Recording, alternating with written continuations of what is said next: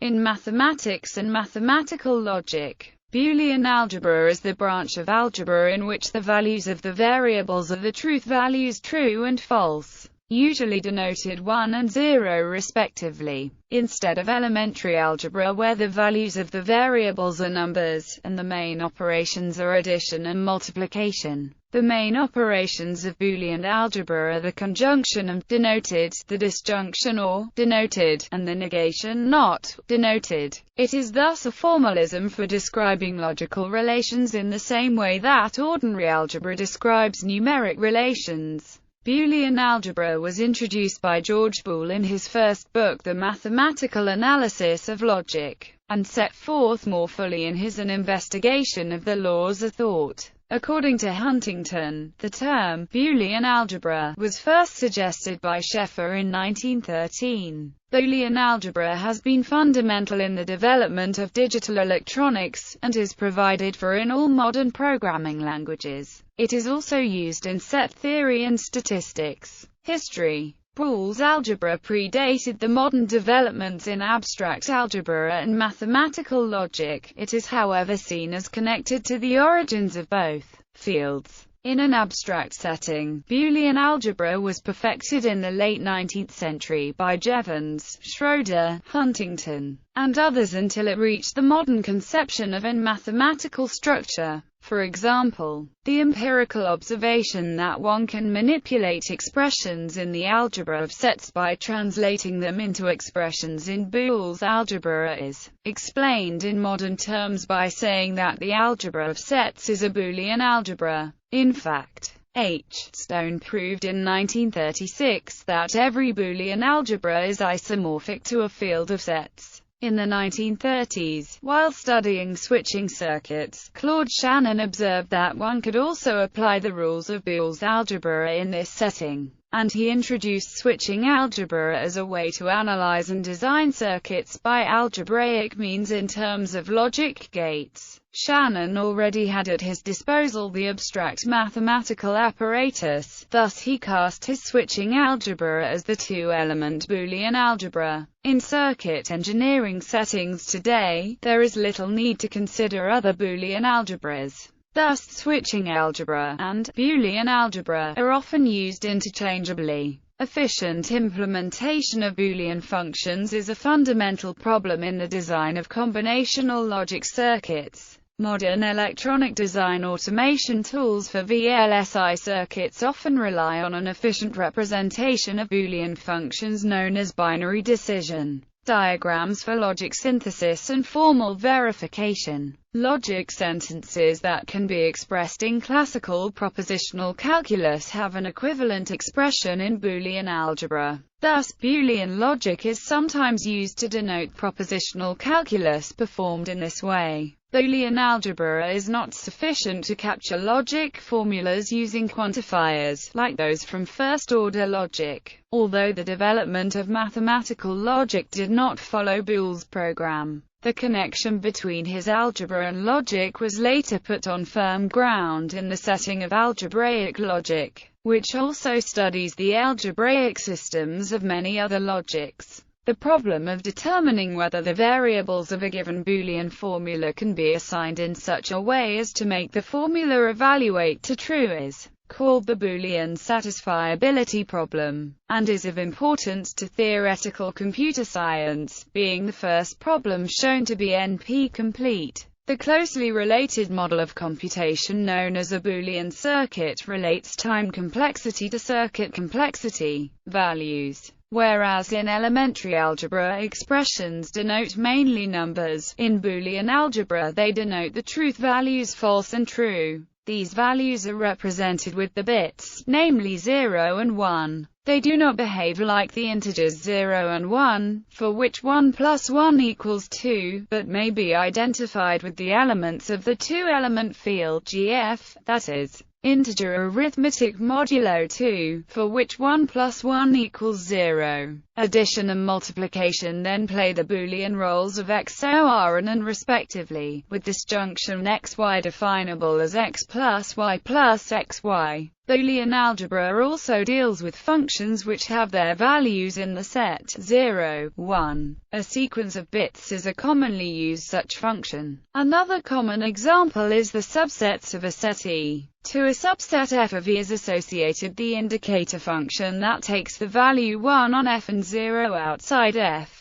The most general example is the elements of a Boolean algebra, with all of the foregoing being instances thereof. As with elementary algebra, the purely equational part of the theory may be developed without considering explicit values for the variables. Operations. Basic operations. The basic operations of Boolean algebra are as follows. And, denoted xy, satisfies xy equals 1 if x equals y equals 1 and xy equals 0 otherwise. Or, denoted xy, satisfies xy equals 0 if x equals y equals 0 and xy equals 1 otherwise. Not, denoted x, satisfies x equals 0 if x equals 1 and x equals 1 if x equals 0. If the truth values 0 and 1 are interpreted as integers, these operations may be expressed with the ordinary operations of arithmetic. Alternatively, the values of xy, xy, and x can be expressed by tabulating their values with truth tables as follows. One may consider that only the negation and one of the two other operations are basic, because of the following identities that allow to define the conjunction in terms of the negation and the disjunction, and vice versa. Derived operations. The three Boolean operations described above are referred to as basic, meaning that they can be taken as a basis for other Boolean operations that can be built up from them by composition. The manner in which operations are combined or compounded. Operations composed from the basic operations include the following examples. These definitions give rise to the following truth tables giving the values of these operations for all four possible inputs. The first operation, xy, or cxy, is called material implication. If x is true then the value of xy is taken to be that of y. But if x is false then the value of y can be ignored. However, the operation must return some truth value and there are only two choices. So the return value is the one that entails less, namely true. The second operation, xy, or jxy, is called exclusive or to distinguish it from disjunction as the inclusive kind. It excludes the possibility of both x and y. Defined in terms of arithmetic, it is addition mod 2 where 1 plus 1 equals 0. The third operation, the complement of exclusive or, is equivalence or Boolean equality. xy, or xc, is true just when x and y have the same value. Hence xy as its complement can be understood as xy, being true just when x and y are different. Its counterpart in arithmetic mod 2 is x plus y plus 1. Given two operands, each with two possible values, there are 22 equals 4 possible combinations of inputs. Because each output can have two possible values, there are a total of 24 equals 16 possible binary Boolean operations. Laws. A law of Boolean algebra is an identity such as x equals z between two Boolean terms, where a Boolean term is defined as an expression built up from variables and the constants 0 and 1 using the operations AND. The concept can be extended to terms involving other Boolean operations such as AND, but such extensions are unnecessary for the purposes to which the laws are put.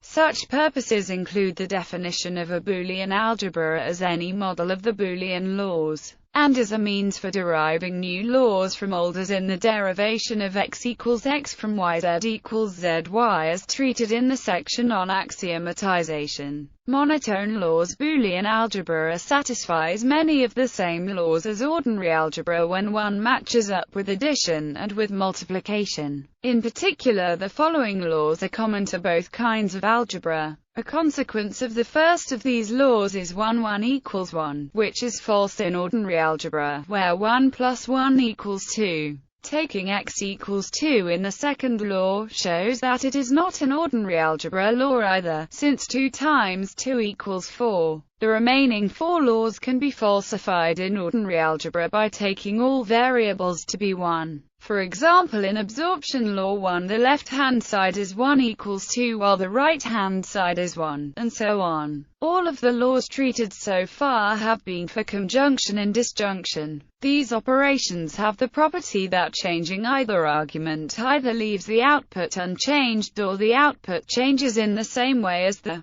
input.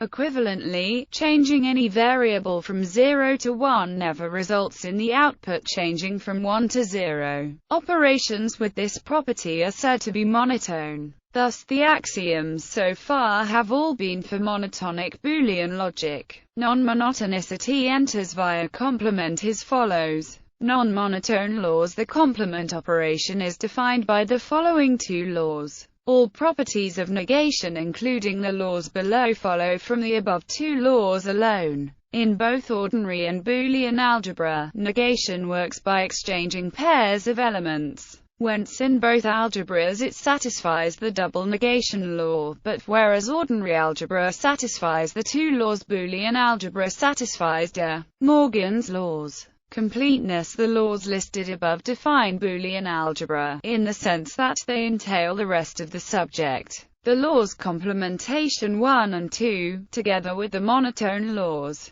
suffice for this purpose and can therefore be taken as one possible complete set of laws or axiomatization of Boolean algebra. Every law of Boolean algebra follows logically from these axioms. Furthermore, Boolean algebras can then be defined as the models of these axioms as treated in the section thereon. To clarify, writing down further laws of Boolean algebra cannot give rise to any new consequences of these axioms, nor can it rule out any model of them. In contrast, in a list of some but not all of the same laws, there could have been Boolean laws that did not follow from those on the list, and moreover there would have been models of the listed laws that were not Boolean algebras. This axiomatization is by no means the only one, or even necessarily the most natural, given that we did not pay attention to whether some of the axioms followed from others but simply chose to stop when we noticed we had enough laws.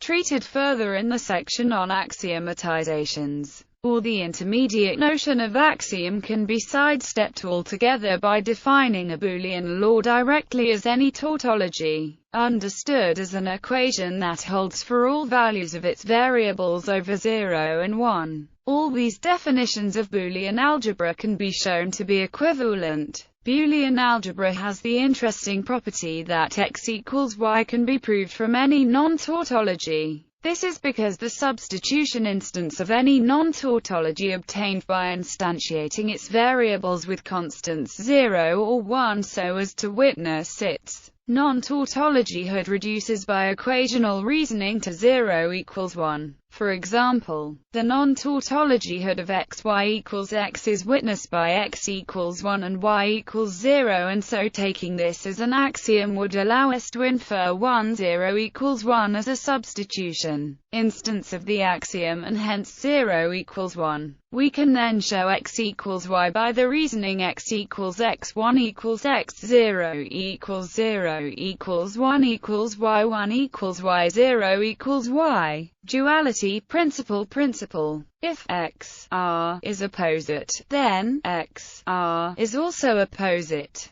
There is nothing magical about the choice of symbols for the values of Boolean algebra. We could rename 0 and 1 to say alpha and beta, and as long as we did so consistently throughout it would still be Boolean algebra, albeit with some obvious cosmetic differences. But suppose we rename 0 and 1 to 1 and 0 respectively, then it would still be Boolean algebra, and moreover operating on the same values. However, it would not be identical to our original Boolean algebra because now we find behaving the way used to do and vice versa. So there are still some cosmetic differences to show that we've been fiddling with the notation, despite the fact that we're still using 0s and 1s. But if in addition to interchanging the names of the values we also interchange the names of the two binary operations, now there is no trace of what we have done. The end product is completely indistinguishable from what we started with.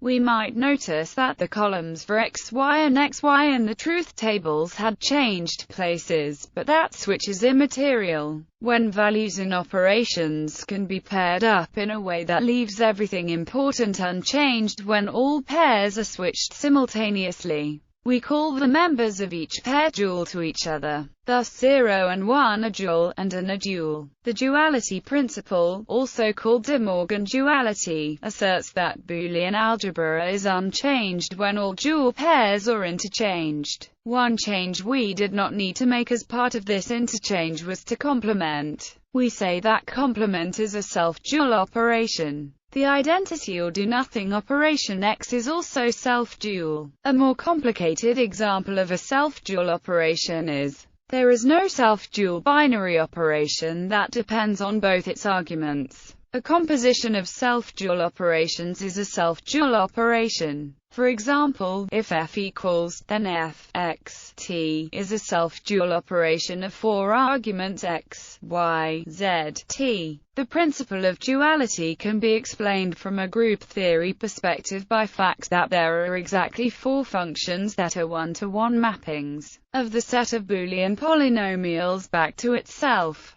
the identity function, the complement function, the dual function and the contradual function. These four functions form a group under function composition, isomorphic to the Klein-4 group, acting on the set of Boolean polynomials. Walter Gottschalk remarked that consequently a more appropriate name for the phenomenon would be the principle of quaternality.